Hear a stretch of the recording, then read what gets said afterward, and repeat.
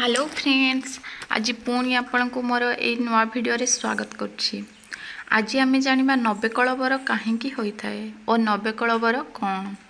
आपण मैंने जानिथिबे प्रति 12 वर्ष थरे पुरी जगन्नाथ मंदिर रे 3 विग्रह को बदलाई नुआ विग्रह प्रतिष्ठा करा जाए, जहाकू नवेकलवर कहा जाए।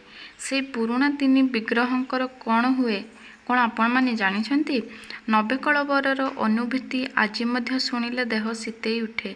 बहुत रहस्यमय अटे एही नवेकलवर।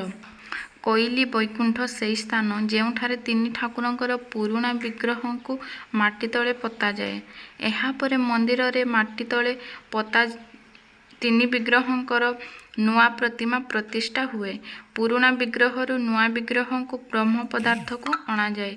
कोइली बैकुंठ को पुराना विग्रह नेबा दायित्व केवल दैतापति मानकर थाए, जो माने प्रभु जगन्नाथ को आसी निकटरे एमानकर छड़ा अन्य कौनसी सेवक देखती नहीं। एहाकू कहा जाए सेवक देखती नहीं। कहा जाए यही घटना को जदि कहीं जीवित लोक चक्षुरे देखीदेला तार मृत्यु सुनिश्चित। प्लीज ये भिडियोटी आपण मानकु जदि भल लागि थाए ताहले प्लीज लाइक शेयर सब्सक्राइब कर।